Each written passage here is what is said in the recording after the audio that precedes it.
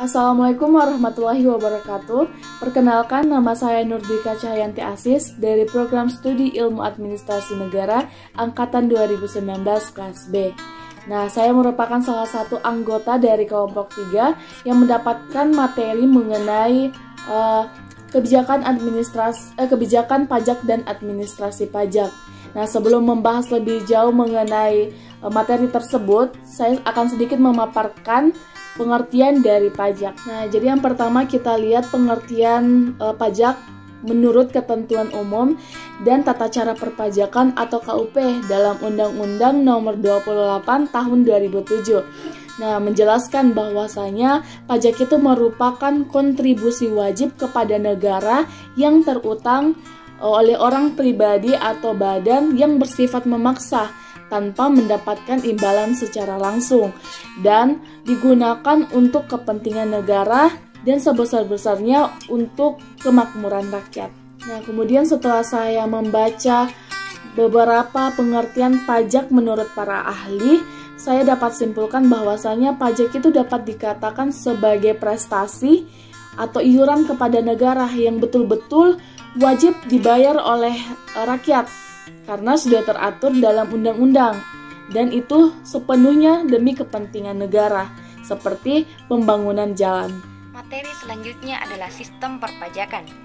Sistem perpajakan suatu negara menurut Devano dan Rahayu terdiri atas 3 unsur, yaitu tax law, tax policy, dan tax administration, di mana ketiga unsur ini saling mendukung dan saling menunjang satu sama lain. Unsur pertama yaitu tax law atau hukum pajak yang merupakan keseluruhan peraturan yang mengatur hubungan antara pemerintah sebagai pemungut pajak dengan rakyat sebagai wajib pajak. Unsur kedua yaitu tax policy atau kebijakan pajak yang merupakan alternatif dari berbagai sasaran yang akan dituju dalam sistem perpajakan. Kebijakan perpajakan ini dibuat oleh pemerintah berdasarkan pada peraturan perundang-undangan, di mana kebijakan perpajakan dapat dikatakan baik apabila kebijakan perpajakan tersebut adil dan efisien. Unsur ketiga yaitu tax administration atau administrasi pajak yang merupakan cara-cara atau prosedur dalam pengenaan dan pemungutan pajak. Administrasi pajak sebagai suatu prosedur memiliki tahapan-tahapan, diantaranya yaitu pendaftaran wajib pajak, penetapan pajak, dan penagihan pajak. Kebijakan perpajakan yang baik tidak mampu mencapai sasaran apabila administrasi perpajakan tidak mampu melaksanakan tahapan-tahapannya. Baiklah, di sini saya akan menjelaskan mengenai kebijakan pajak. Menurut Kamus Bahasa Indonesia, kebijakan adalah rangkaian konsep dan asas yang menjadi garis besar dan dasar rencana dalam pelaksanaan suatu pekerjaan, kepemimpinan, dan cara bertindak. Pernyataan cita-cita, tujuan, prinsip, atau maksud sebagai garis pedoman untuk manajemen dalam usaha pencapaian sasaran, garis haluan. Menurut pendapat Ray M. Sommerfeld yang dikutip dari R. Mansuri, bahwa pengertian pajak adalah pengalihan sumber daya dari sektor swasta kepada sektor publik atau negara karena penduduk yang bersangkutan mempunyai kemampuan secara ekonomis yang berdasarkan atas peraturan perundang-undangan tanpa mendapat imbalan yang langsung ditunjuk dalam rangka memenuhi tujuan ekonomi sosial negaranya. Jadi kali ini saya akan membahas tentang kebijakan perpajakan dalam Perpu Nomor 1 Tahun 2020, yaitu yang pertama itu meliputi insentif dan relaksasi di bidang perpajakan, yaitu penyesuaian tarif pajak kepada badan usaha negara dan juga badan usaha tetap. Kemudian yang kedua itu adalah melakukan kegiatan perlakuan perpajakan dalam kegiatan perdagangan menggunakan sistem elektronik atau yang disingkat dengan PSME. Kemudian yang ketiga yaitu perpanjangan waktu pelaksanaan hak dan kewajiban dalam menentukan kewajiban perpajakan.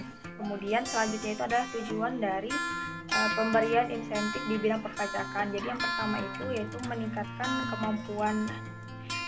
kemampuan badan usaha agar usaha mereka tetap dapat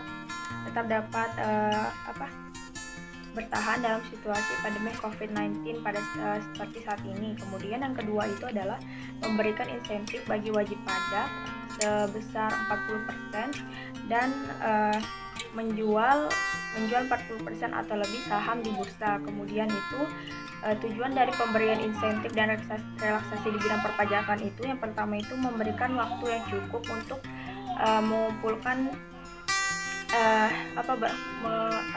memberikan waktu yang cukup bagi wajib pajak untuk menyiapkan serta mengumpulkan dokumen-dokumen pendukung. Kemudian yang kedua itu memberikan waktu yang cukup bagi wajib pajak atau DJP untuk mempersiapkan kelengkapan dokumen dalam rangka wajib pajak mengajukan upaya hukum, menyampaikan tanggapan atau klarifikasi.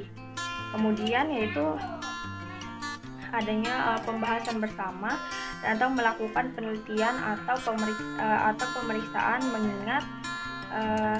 mengingat penerapan sosial atau physical distancing dan dengan adanya work from home serta perpanjangan diberikan terhadap yang jatuh tempo periode kahar akibat pandemi COVID-19. Saya akan menjelaskan tentang administrasi perpajakan. 1. Pengertian administrasi perpajakan secara etimologi. Administrasi dapat diartikan sebagai kegiatan memberi bahan dalam mengelola informasi, mengelola manusia, mengelola harta dan benda ke arah satu tujuan yang tertimpun dalam organisasi. Sedangkan pengertian administrasi menurut para ahli yaitu menurut Georgi R. Terry, administrasi adalah kegiatan perencanaan, pengendalian dan pengorganisasian pekerjaan kantor serta mobilisasi mereka yang melaksanakan untuk mencapai tujuan yang dinyatakan. Menurut Arthur Gallagher, administrasi adalah fungsi dan organisasi, komunikasi dan layanan scripting dari suatu organisasi. 2. Pengertian administrasi perpajakan menurut Enrico Pledi, perpajakan yang ditulis oleh Liberty Pandiangan bahwa administrasi perpajakan ialah cara-cara atau produser, pengenang dan pengutuk pajak. Administrasi perpajakan memegang peran yang penting karena seharusnya bukan sebagai perangkat lawas informants, tetapi lebih daripada itu sebagai service point yang memberikan pelayanan prima kepada masyarakat sekaligus pusat informasi perpajakan. Administrasi perpajakan dalam arti luas.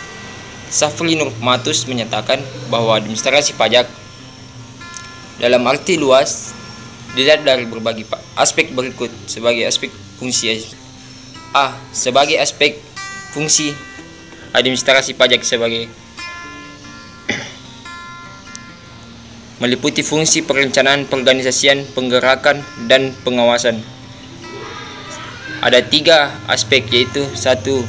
Fungsi perencanaan, 2. Fungsi pengorganisasian, 3. Fungsi penggerakan. Saya akan melanjutkan materi. Jadi materi yang saya akan bawakan adalah pengertian administrasi pajak sebagai fungsi. Ada 3 fungsi administrasi pajak. Pertama itu adalah perencanaan, pengorganisasian, pergerakan, dan pengawasan. Jadi yang pertama itu adalah fungsi perencanaan.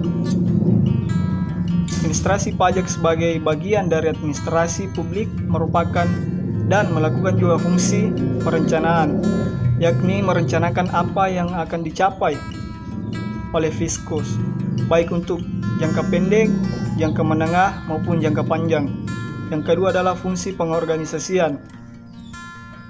Dalam fungsi pengorganisasian ini, bentuk pengelompokan tugas, tanggung jawab, wewenang, dan para petugas atau sumber daya manusianya sedemikian rupa hingga tujuan yang telah ditetapkan dapat tercapai secara efisien. Yang ketiga adalah fungsi penggerakan, yaitu sebagai fungsi penggerakan dalam bentuk kegiatan mempengaruhi pegawai untuk menjalankan tugasnya sebaik-baiknya sesuai dengan ketentuan yang telah ditetapkan dalam perencanaan. Dan yang fungsi yang terakhir adalah fungsi pengawasan, yaitu suatu proses mengamati dan mengupayakan supaya apa yang dilakukan sesuai dengan apa yang direncanakan sebelumnya. Baik, materi selanjutnya yaitu administrasi pajak sebagai sistem. Administrasi pajak sebagai sistem merupakan seperangkat unsur yang saling berkaitan yang berfungsi bersama-sama untuk mencapai tujuan atau menyelesaikan suatu tugas tertentu. Selanjutnya yaitu administrasi pajak sebagai suatu lembaga. Administrasi pajak dilihat sebagai suatu lembaga, yaitu sebagai salah satu Direktorat Jenderal pada Departemen Keuangan RI yang terwujud dengan adanya kantor-kantor. Selanjutnya yaitu manajemen publik. Administrasi pajak pada tatanan ini menuntut manajemen untuk mengelola, memanfaatkan, dan menciptakan pengetahuan di antara sumber daya yang ada untuk mencapai berbagai inovasi. Saya akan menjelaskan administrasi pajak dalam arti sempit adalah penata usahaan terhadap kewajiban-kewajiban dan hak-hak wajib pajak. Baik penata usahaan dan pelayanan tersebut dilakukan di kantor Fiskus maupun di kantor wajib pajak. Yang termasuk dalam kegiatan penata usahaan adalah pencatatan, penggolongan, dan penyimpanan. Penata usahaan adalah alat bantu bagi pemimpin untuk mencapai tujuan organisasi. Artinya, penata usahaan yang dilakukan di kantor wajib pajak adalah alat bantu untuk wajib pajak yang bersangkutan untuk memenuhi kewajiban perpajakan dan untuk melakukan hak perpajakannya. Penata usahaan berkas administrasi pajak dalam arti sempit adalah untuk kepentingan hak-hak dan kewajiban wajib pajak, seperti untuk pemantauan pembayaran massa, penyampaian surat pemberitahuan, pelayanan, dan surat-surat keberatan. Administrasi pajak yang baik juga dapat ditingkatkan baik agar pandangan masyarakat maupun kinerja organisasi administrasi pajak dengan melakukan adaptasi dan mengadopsi teknologi yang sesuai, yang sebagaimana menjadi terbuka dan ditandai dan diuji pelaksanaannya agar tercapai best practice. Selain itu, administrasi pajak harus bisa mendorong timbulnya kepatuhan sukarela yang menjadi perhatian utama, tidak hanya melalui kesadaran atas hak dan pengharapan perlakuan adil dan efisien, namun juga sistem prosedur administrasi yang jelas, sederhana, dan user-friendly. Yang kedua, menurut Suparman, menyatakan bahwa sistem administrasi perpajakan modern adalah rekonstruksi, adalah penyempurnaan atau perbaikan kinerja baik secara individu, kelompok, maupun kelembagaan agar lebih efisien, ekonomis, dan cepat. Ketiga, menurut Liberty Pandiangan, konsep administrasi perpajakan modern adalah rekonstruksi organisasi penyempurnaan proses bisnis melalui pemanfaatan teknologi komunikasi dan informasi dan penyempurnaan manajemen sumber daya manusia. Konsep ini digunakan dengan iklim kondusif dan sumber daya yang ada di Indonesia. Dan yang keempat yaitu menurut Jazoli Sadani adalah sebagai berikut. Modernisasi administrasi perpajakan adalah suatu proses reformasi pembaharuan dalam bidang administrasi yang dilakukan secara komprehensif